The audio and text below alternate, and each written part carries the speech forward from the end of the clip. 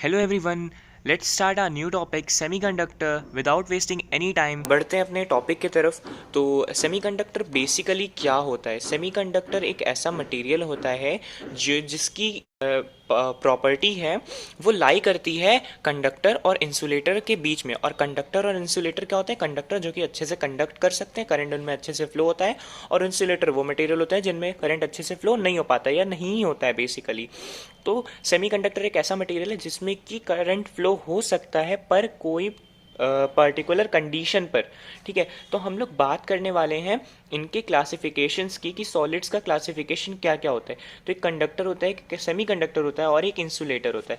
तो हम लोग सिंपली बात करते हैं एनर्जी बैंड गैप की। तो अगर हम लोग एनर्जी बैंड गैप क्यों देखते हैं, पहले ये बात करते हैं। एनर्जी बैंड गैप देखने का ये मकसद होता है कि जो कंडक्शन और वैलेंस बैंड के बीच का गैप है वो डिसाइड करता है कि उस पर्टिकुलर मटेरियल से करंट फ्लो होगा या नहीं होगा। तो जिसका भी एनर्जी बैंड गैप ओवरलैप करता है या बहुत करीब होता है उसमें से करंट फ्लो कर सकता है या करेगा।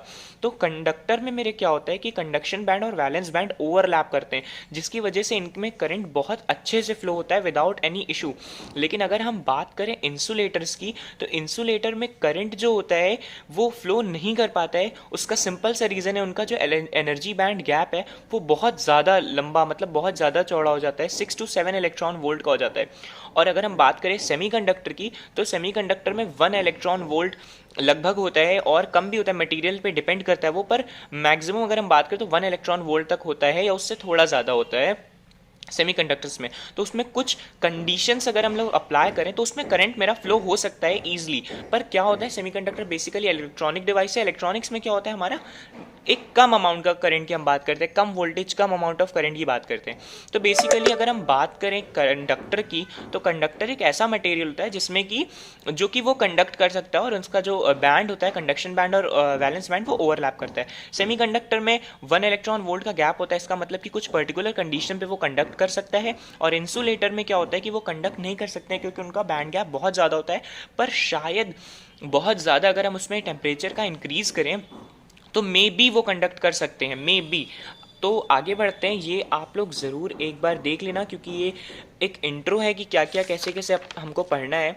तो उसके बाद हमारी जो आती है वो टाइप्स ऑफ सेमीकंडक्टर आता है। तो टाइप्स ऑफ सेमीकंडक्टर में दो तरीके के सेमीकंडक्टर होते हैं, एक होता है इंट्रिंसिक सेमीकंडक्टर और एक होता है एक्सट्रिंसिक सेमीकंडक्टर। तो इंट्रिंसिक सेमीकंडक्टर जो होता है वो एक प्योरेस्ट फॉर्म ऑफ सेमीकंडक्टर है जो कि कंडक्ट नहीं कर सकता क्योंकि उसमें कोई भी इंप्योरिटी एडेड नहीं है। तो वो जो पर्टिकुलर वो कंडीशन थी सेमीकंडक्टर के कंडक्ट करने की, वो यही थी कि उसमें कोई अगर आप इंप्योरिटी ऐड करेंगे प्योर सेमीकंडक्टर में तो वो कंडक्ट करेगा। प्योर सेमीकंडक्टर क्या होता है, जो कि रिफाइन होकर हमें नेचुरली मिलता है, वो एक प्योर सेमीकंडक्टर है बेसिकली। एक्सट्रिंसिक सेमीकंडक्टर क्या होता है, वो सेमीकंडक्टर जो कि इम्प्योर हैं, जो कि डोप्ड हो चुके हैं, जो कि कंडक्ट कर सकते हैं। अब देखो, extrinsic semiconductor, impure semiconductor, doped semiconductor, इनका सारे का मतलब एक होता है। अब ये डोपिंग का मतलब क्या हुआ? डोपिंग का मतलब सिंपल सा होता है, एकदम सिंपल, एक ऐसा प्रोसेस जिसमें हम लोग सेमीकंडक्टर में इम्प्योरिटी ऐड करते हैं ताकि उसकी कंडक्टिविटी को हम लोग बढ़ा लें, उसमें से करंट फ्लो कर लें हम लोग, इसलिए डोपिंग करते हैं। डोपिंग कुछ नहीं है, बस इम्प्योरिटी का ऐड करना सेमीकंडक्टर में उसकी कंडक्टिविटी बढ़ाने के लिए। ठीक है, तो it is the process of adding impurity to a pure semiconductor to increase its conductivity. उसके बाद क्या होता है, डोपिंग कैसे होती है? डोपिंग देखो दो तरीके की होती है, एक होती है हमारी 13th ग्रुप एलिमेंट से और एक होती है 15th ग्रुप एलिमेंट से। तो जो 13th ग्रुप एलिमेंट से डोपिंग होती है उसके बारे में हम लोग डिटेल में बात करेंगे, और 15th ग्रुप एलिमेंट में जो डोपिंग होती है उसके बारे में डिटेल में बात करेंगे।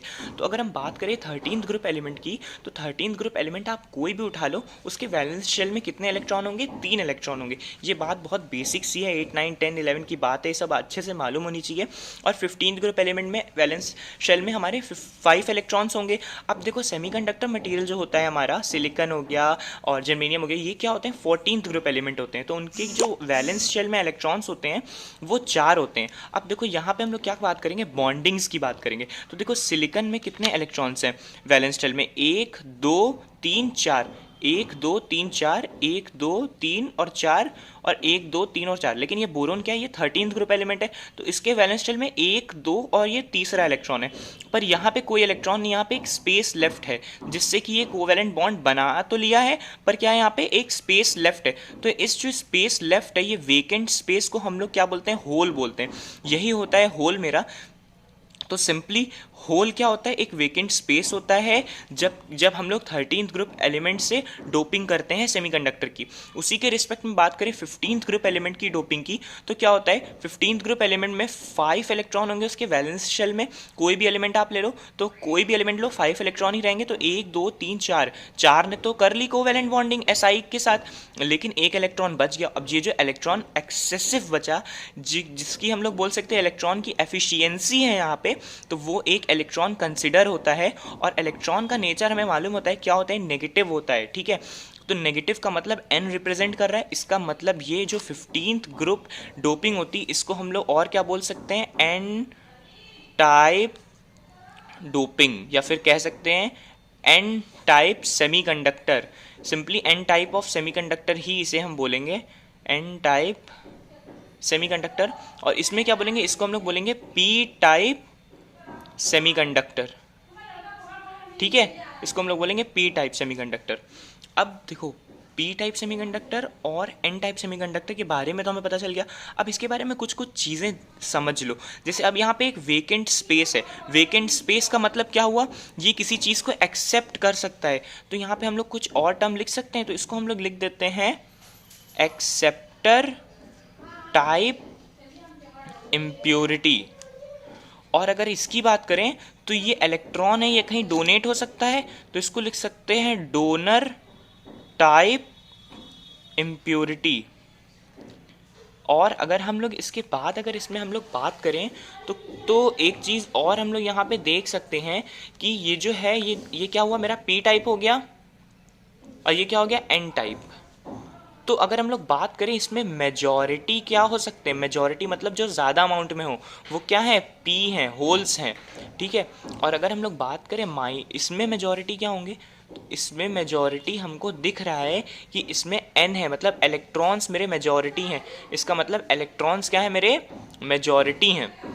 अब देखो, इलेक्ट्रॉन्स अगर मेजॉरिटी हैं इसमें, तो इसमें माइनॉरिटी भी कुछ ना कुछ होगा भाई, कुछ कम भी तो होगा, और इसमें भी कुछ ना कुछ माइनॉरिटी होगा। तो जिसमें जो मेजॉरिटी है उसका अपोजिट माइनॉरिटी हो गया। इसका मतलब इसमें इलेक्ट्रॉन्स हो गए माइनॉरिटी, और इसमें होल्स हो गए minority.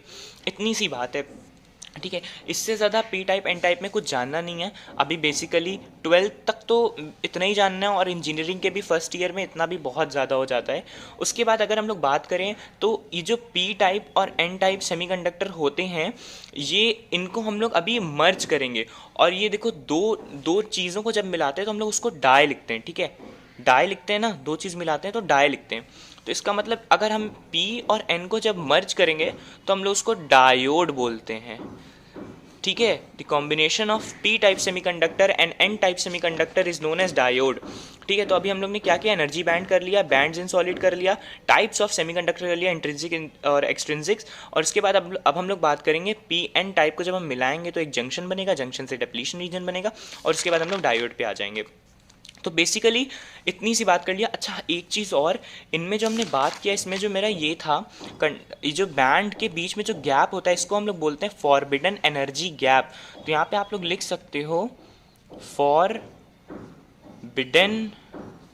Energy gap. The gap between the valence band and the conduction band is known as forbidden energy वो gap between conduction band and valence band, ठीक है। तो उसके बाद हम लोग बात करने वाले हैं PN डायोड की। अरे सॉरी, PN जंक्शन डायोड क्या होता है। तो PN को जब हम मिलाते हैं, तो मान लो ये मेरा P है, ये मेरा N है, ये दो मटेरियल हैं, तो ये होगा डाई, और इसको हम लोग डायोड बोलते हैं। और क्या है, यहाँ पे एक जंक्शन फॉर्म हो रहा है, ये है ना जंक्शन, और ये दो मटेरियल मिल रहे हैं, तो उसको हम लोग डायोड बोल रहे हैं। तो ये बेसिकली PN जंक्शन डायोड अब हम लोग को पढ़ना है। और उसमें क्या क्या चीज़ें कैसे कैसे होती हैं ये हम लोग नेक्स्ट वीडियो में डिस्कस करेंगे। आज की वीडियो में बस सेमीकंडक्टर का इंट्रो था और नेक्स्ट वीडियो में हम लोग डायोड की बात करेंगे।